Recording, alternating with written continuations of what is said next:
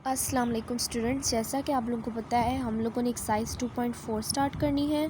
तो इसमें सबसे पहले हम लोग लॉज ऑफ एक्सपोनेंट को हम लोग रीड आउट कर लेते हैं। तो लॉज ऑफ एक्सपोनेंट या फिर इंडिसेस किसे बोलते हैं।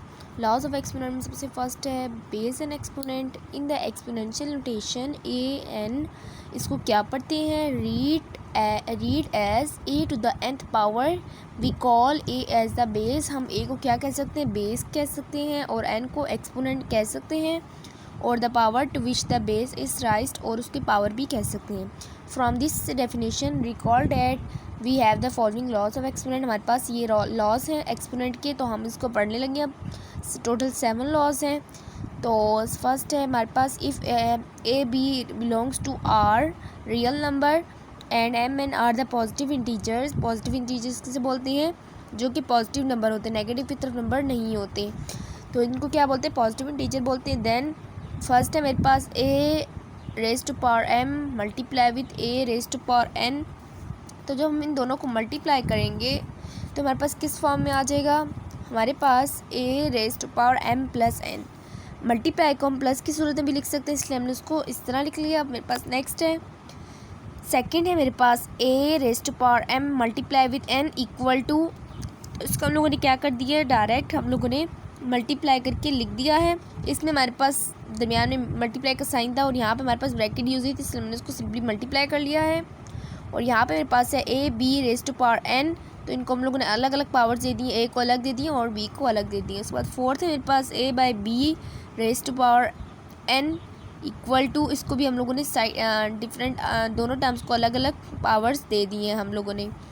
उसके बाद है b not equal to zero, b को ज़ीरो के बराबर नहीं हो जाएगा। अगर बी ज़ीरो के बराबर हो जाएगा तो हमारे पास ए एन सिर्फ रह जाएगा और नीचे ज़ीरो, मीन्स आंसर भी ज़ीरो। उसके बाद है मेरे पास fifth a raise to power m divided by a raise to power n equal to. जब स्टूडेंट्स आप लोगों ने एक बात पढ़ी होगी कि हमारे पास जब ए की पावर 1 दी होगी और ए की पावर 2 दी होगी, तो ये जब 2 ऊपर जाएगा तो ये क्या बन जाएगा, 1 माइनस 2 बन जाएगा। तो सेम बात यहाँ पे भी है कि हम लोगों ने a raise to power m divided by a raise to power n को इक्वल लिया है ए एम माइनस एन को एन के बराबर, और ए को ज़ीरो के बराबर नहीं होना चाहिए। उसके बाद मेरे पास सिक्स है a raise to power zero equal to 1। जब भी आपके पास a raise to power zero आएगी, यानी 7 की पावर 0, तो हमारे पास आंसर क्या आएगा, 1 आएगा। 1 आपने लिखना है where a is not equal to 0, a को 0 के बराबर नहीं होना चाहिए। उसके बाद सेवन्थ है a minus n equal to a minus n. इसको हम पॉजिटिव कैसे कर सकते हैं, 1 बाई ए एन करके। 1 बाई एन करेंगे तो हमारे पास पॉजिटिव आएगी और ए को 0 के बराबर नहीं होना चाहिए। तो स्टूडेंट्स अब हम लोग अपनी applications of loss of exponent पढ़ेंगे कि हम लोग कहाँ कहाँ इसको यूज़ कर सकते हैं। इसको हम लोग अलजेब्रिक एक्सप्रेशन को यूज़ करने के लिए कर सकते हैं, जैसे कि मैं एग्जांपल बताया। एग्जांपल आप लोगों को अगर समझनी हो तो आप लोग मुझे कमेंट सेक्शन में बता सकते हैं स्टूडेंट्स। उसके बाद अब मैं एक्सरसाइज स्टार्ट करने लगी हूँ, तो अब मैंने आपको थोड़े से लॉस पढ़ाने थे, वो पढ़ा दिए मैंने। अब हम एक्सरसाइज की तरफ चलते हैं। स्टूडेंट्स यहाँ पे मैं क्वेश्चन का हुआ है use laws of exponent to simplify, और हमें क्वेश्चन में फर्स्ट दिया हुआ है 243 raise to power minus 2/3 multiply with 32 raise to power minus 1/5 divided by under root minus inner root 196 raise to power minus 1।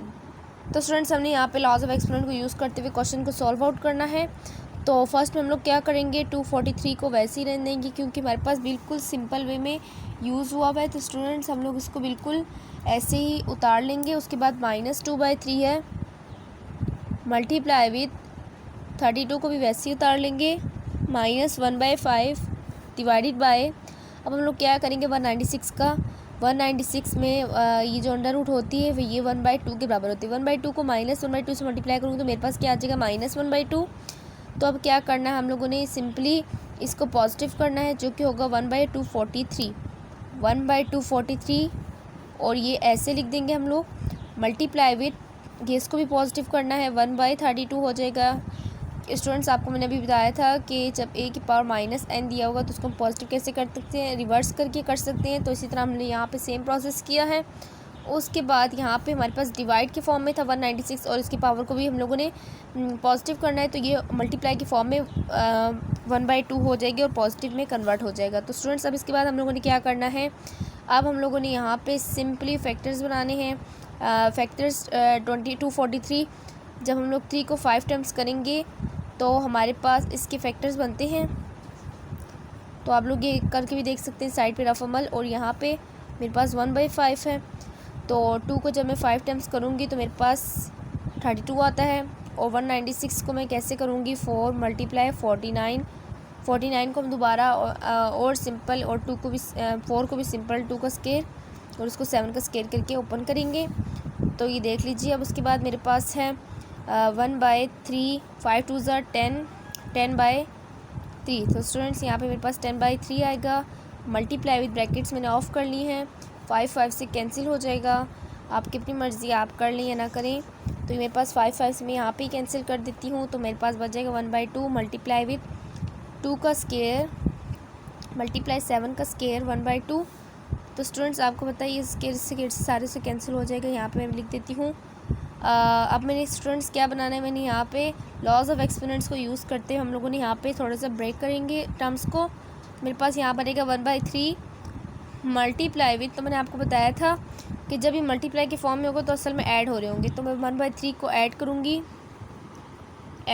9/3 में। तो मेरे पास ये क्या आएगा, 3 को एलसीएम लेके आ जाएगा। और यहाँ पे 1 + 9 मेरे पास क्या आएगा, 10/3। तो अगेन मेरे पास 10/3 आ रहा है। तो अब मैं क्या करूँगी यहाँ पे 1/2 को, तो इस तरह मेरी ये टर्म सही है, इसका मतलब है। और ये 2 से कैंसिल हो जाएगा। मैं इसको दोबारा लिख देती हूँ, 2⁻², 1/2 मल्टीप्लाई विद 7⁻² मल्टीप्लाई विद 1/2। ये 2 से कैंसिल हो जाएंगे। और यहाँ पे मेरे पास आ जाएगा 1/3। आपको पता है किसके बराबर होता है स्टूडेंट्स, 1/3 मेरे पास ये मेरे पास 1/3 है। 1/3 मेरे पास √3 के क्यूब होता है। और ये जो 3 पावर 9 है, इसको हम लोग क्या कर देंगे, 3 की पावर 3 कर देंगे, क्योंकि 3 टाइम्स 9 होता है। यहाँ पे 3 की पावर 3 बच गई है। और ये 1/2 मल्टीप्लाई विथ 2 मल्टीप्लाई विथ 7, 2 से कैंसिल हो जाएगा। और यहाँ मेरे पास 7/3 मल्टीप्लाई विथ 3 √3। तो ये मेरे पास बच गया। अब मैंने क्या करना है, सिंपली 3 को ओपन करना है, जो कि मेरे पास बनेगा 27। और यहाँ पे मेरे पास बनेगा √3 का क्यूब। तो स्टूडेंट्स यही मेरा आंसर है। उम्मीद करती हूँ ये पार्ट आपको अच्छे समझ आ गए होंगे। अब मैं आप लोगों को नेक्स्ट पार्ट करवाती हूँ। तो स्टूडेंट्स ये मेरे पास है सेकंड पार्ट। तो इसमें भी आप लोगों ने सिंपली क्या करना है, जो आपको जो एक्स वाली टर्म्स नज़र आ रही है इनको एक दूसरे से मल्टीप्लाई करेंगे, और जो कांस्टेंट टर्म है इनको एक दूसरे से मल्टीप्लाई करेंगे, और जो वाई वाली टर्म इनको एक दूसरे से मल्टीप्लाई करेंगे। तो स्टूडेंट्स 2 को मल्टीप्लाई करेंगे -8 से, x5 को मल्टीप्लाई करेंगे x-3 से, और y-4 को मल्टीप्लाई करेंगे y² से। तो स्टूडेंट्स लॉज ऑफ एक्सपोनेंट में आपने पढ़ा था, ये मेरे पास आएगा -16 कि जब हमारे पास बेसिस सेम हो तो हम लोग ऊपर वाली वैल्यूज़ को ऐड कर लेते हैं एक दूसरे से। तो यहाँ पे मेरे पास प्लस को मल्टीप्लाई करूँगी -3, तो मेरे पास -3 आ जाएगा।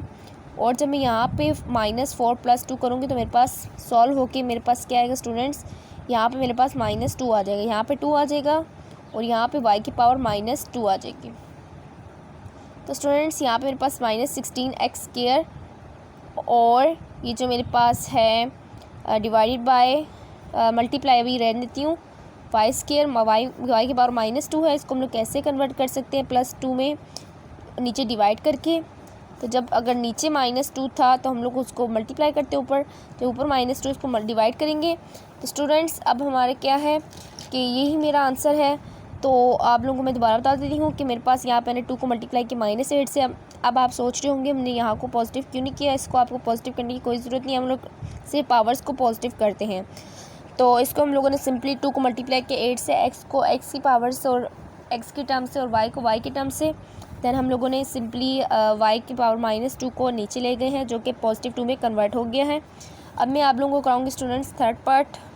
तो स्टूडेंट्स यहाँ पे मैंने थर्ड पार्ट नोट कर लिया है, जो कि क्वेश्चन में है x⁻⁻2 y⁻1 z⁻4 divided by x⁻4 y⁻3 और z⁻0। और ये सब टर्म्स किससे मल्टीप्लाई हो रही है, -3 से।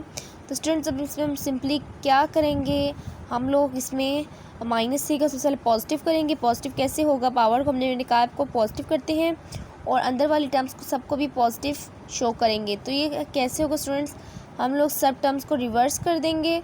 रिवर्स करने पे मेरे पास यहाँ पे आएगा तो स्टूडेंट आसान मेथड ये है कि आप लोग सिंपली सबसे पहले ब्रैकेट्स को सॉल्व करें, यानी आप सिर्फ नीचे वाले टर्म्स को ऊपर ले जाएं। और ये कैसे होगा, हमारे पास multiply y-1 z-4 multiply x को मैं ऊपर लेके जा रही हूँ जो कि -4 बन जाएगा, और y को मैं ऊपर लेके जा रही हूँ y³ बन जाएगा, और z को मैं ऊपर लेके जा रही हूँ z 0 ही रहेगा और इसको कोई चेंजिंग नहीं आएगी। और ये किसका पावर है, इसकी पावर है -3। तो अब हम लोग क्या करेंगे, x वाले टर्म्स को सॉल्व आउट करेंगे। तो ये -2 -4 और y की टर्म है -1 और +3 और z की टर्म है -4। ये जो हम डॉट यूज़ करते हैं मल्टीप्लाई के लिए, तो मैं यहाँ पे मल्टीप्लाई लिख देती हूँ आपके आसानी के लिए, +0 -3। तो जब इसको मैं ऐड करूँगी तो मेरे पास आएगा x⁻⁻6 y⁻2 सब्ट्रैक्ट हो रहे हैं, और यहाँ पे z⁻4। तो स्टूडेंट्स उम्मीद करती हूँ यहाँ तक आपको अच्छी समझ आ गई होगी। अब मैंने क्या करना है, अब जो आपको मुझे वैल्यूज़ नेगेटिव पावर्स में लग रही हैं उसको आप लोगों ने क्या करना है, सिंपली रिवर्स कर देना है, या फिर आप लोग अभी इसको रहने दें, आप सिर्फ पावर को आप लोग सिर्फ पॉजिटिव में करें। तो ये मेरे पास आएगा। तो स्टूडेंट्स आप लोग पावर्स को रिवर्स करने से पहले आप लोग एक काम कर लें, आप लोग -6 को, जो ये -3 वाली टर्म है ना, इसको हर तीनों टर्म की पावर से आपने मल्टीप्लाई करना है।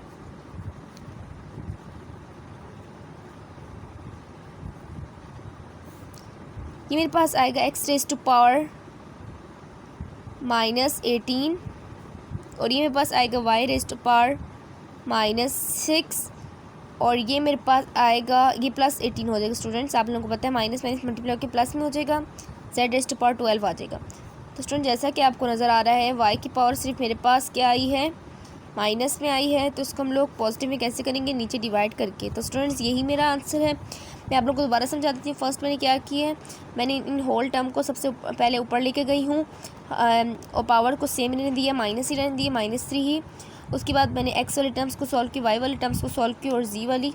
उसके बाद फिर हमने क्या किया है, जो ऐड होते हैं उनको ऐड किए और जो सब्ट्रैक्ट होते हैं उनको सब्ट्रैक्ट किए, और -6 को और जो पावर थी बाहर वाली उसको हर टर्म की पावर से मल्टीप्लाई किया है। तो हमारे पास ये सब कुछ आ गया और हमने देखा है कि y के साथ -6 लगा हुआ, तो हम उसको पॉजिटिव करने के लिए नीचे ले गए। तो स्टूडेंट्स ये मेरा आंसर है। उम्मीद करती हूँ ये पार्ट भी आपको अच्छे से समझ आ गई होगी। अब मैं आप लोग कराऊंगी नेक्स्ट पार्ट।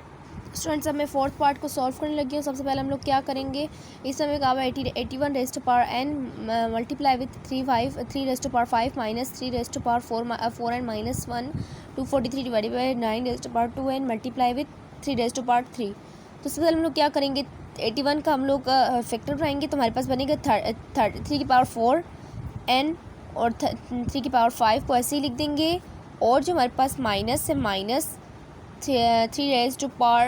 -4n -1, और ये मेरे पास 243 किसकी पावर बनेगी, 3 टाइम्स जब मैं करूँगी तो मेरे पास क्या आएगा, 243 आ जाएगा। तो स्टूडेंट्स 3 की पावर 5 टाइम्स, 3 को जब मैं 5 टाइम मल्टीप्लाई करूँगी तो मेरे पास क्या आएगा, 243। और अब मैं इसके नीचे क्या करूँगी, यहाँ पे जो मेरे पास 2n है उसको मैं सिंपली लिख दूँगी, इसको मैंने कुछ भी नहीं करना। और उसके बाद जो अगला स्टेप है, इसमें हम लोगों ने 4 को हम लोगों ने n से मल्टीप्लाई कर दिया है, तो हमारे पास आएगा 4n आएगा, और मल्टीप्लाई विथ 3 माइनस 3 -1, और ये जो आपको 3 की पावर 5 नज़र आ रही है, 3 इसको हम लोग +5 के साथ यहाँ पे लिख देंगे। हम लोगों ने लॉस पढ़े हैं उसी के मुताबिक किया है। और यहाँ पे 9 2n है, 9 को हम लोग 3 की पावर बनाएंगे 3 और 2n को बाहर लिख देंगे, और ये 3 का क्यूब। तो स्टूडेंट्स अब मैंने क्या करना है, 3 multiply with 3 minus 3 minus plus, इनको जब मैं सॉल्व करूँगी तो मेरे पास 4 आ जाएगा, +4, और इसको जब मैं मल्टीप्लाई करूँगी तो मेरे पास आएगा 3 मल्टीप्लाई विथ 3 अब स्टूडेंट जैसे कि आपको नज़र आ रहा है कि जो आपके पास ये जो टर्म है इसको हम लोग दोबारा ब्रेक कर सकते हैं। दोबारा हम लोग ऊपर वाले जो दो पार्ट्स में डिवाइड था उसी तरह करके लिखेंगे। तो 3 multiply with 3 divided by 3 minus 3 तो इसके बाद आपके पास 2 स्टेप है जो आप अपनी मर्ज़ी से कोई भी एक कर सकते हैं। सबसे पहले इनको हम लोग कटिंग वाला करते हैं। कटिंग वाली मेथड से हम लोग ऐसे कर सकते हैं, ये मेरे पास मल्टीप्लाई हो रहा है 3⁵ माइनस 3⁴ डिवाइडेड बाई 3⁻3। तो यहाँ से जब मैं कॉमन लूँगी तो मेरे पास आएगा 3⁻³ 3 स्क्वायर बचेगा, और यहाँ पे -3 डिवाइडेड बाई 3 का क्यूब से कैंसिल हो जाएंगे 3⁻³। तो 9 में से जब मैं 3 माइनस करूँगी मेरे पास आ जाएगा 6 आंसर। तो स्टूडेंट्स इस स्टेप को आप लोग अभी मैं एक और मेथड बताती हूँ, इससे मैं कर सकते हैं कि आप लोग इस स्टेप के बाद 3⁻4n 4 को भी कॉमन लें। ये जो मेरे पास 4 है स्टूडेंट, सिंपली इसमें आप लोगों ने क्या करना है, सबसे पहले आप लोगों ने 3 4 एंड जो पावर्स हैं ऊपर जो गिवन है इनको आपने एडिशन की फॉर्म में इकट्ठे लिख लेना है। जो नीचे भी जो गिवन है उसको भी आप लोगों ने एडिशन की फॉर्म में इकट्ठे लिख लेना है। उसके बाद जो नेक्स्ट स्टेप है वो मैं आपको नेक्स्ट पेज पे कराती हूँ। तो स्टूडेंट जो मैं आपको स्टेप करा रही थी उसको मैं फर्दर कंटिन्यू करती हूँ। यहाँ पे मैंने वो स्टेप दोबारा नोट कर लिया है। अब सिंपली यहाँ पे मैं क्या करूँगी कि जो 3⁻4n है और जो +4 को लिख लूँगी, और आपको पता है यहाँ पे टोटल 5 है तो एक मेरे पास नहीं है, उसको मैं कैसे लिखूँगी, ऐसे करके लिख दूँगी। इसको मैं ऐसे भी लिख सकती हूँ स्टूडेंट्स, आपको पता है। तो यहाँ पे मेरे पास माइनस साइन है, माइनस साइन को हम लोग ऐसे शो करेंगे, और 3 4n +4 को भी ऐसे ही लिख लेंगे, और यहाँ पे बस 3 4n +3 है। तो स्टूडेंट्स अब मेरे पास यहाँ पे जो कॉमन निकल रहा है उसको मैं कॉमन निकालूंगी। 3 4n +4 कॉमन निकल रहा है, और ये हमारे पास 3 - 1 बच गया, 3 - 1 बच गया है, और यहाँ मेरे पास 3 4n +3। तो आपको पता है कि ये जो मेरे पास 3 पावर है और ये 4 है, यहाँ से मेरे पास 1 बच जाएगा, तो कैंसिल होकर यहाँ मेरे पास 1 बच गया, और 3 की पावर 3 में से 1 माइनस करेंगे तो मेरे पास 2 बच जाएगा। तो 3 को 2 से जब मल्टीप्लाई करूँगी तो मेरे पास अगेन आंसर 6 आ रहा है, जो कि पिछले वाले आंसर के बराबर है। तो स्टूडेंट्स यहाँ से मैं स्टेप दोबारा बता देती हूँ। मैंने सिंपली जो टर्म्स थी जो अलग अलग हुई थी उनको हम लोगों ने सिंपली मल्टीप्लाई कर लिया है और एडिशन के फॉर्म में लिख लिया है, नीचे भी ऊपर भी। फिर हम लोगों ने इसको 4 करके और इसको एक बार अलग करके ब्रेक कर लिया है। उसके बाद हम लोगों ने इन दोनों को 3 4n +4 को कॉमन लिया है, तो अंदर 3 और यहाँ इस तरफ से 1 बच गया है 1, तो 3 में से 1 माइनस करेंगे तो 2 आ जाएगा, और ये 3 की पावर 1 बच जाती है, क्योंकि 3 4n +3 और नीचे से भी 3 4n +3 कैंसिल हुए थे, और यहाँ से 3 एक बच गया था। 3 2 6 होता है, और 6 हमारा आंसर है। तो स्टूडेंट्स उम्मीद करती हूँ ये चारों पार्ट्स आपको अच्छे समझ आ गए होंगे। अगर आपको कोई भी कन्फ्यूजन हो तो आप लोग मुझसे कमेंट सेक्शन में पूछ सकते हैं। मिलते हैं नेक्स्ट लेक्चर में, तब तक के लिए अल्लाह हाफिज़।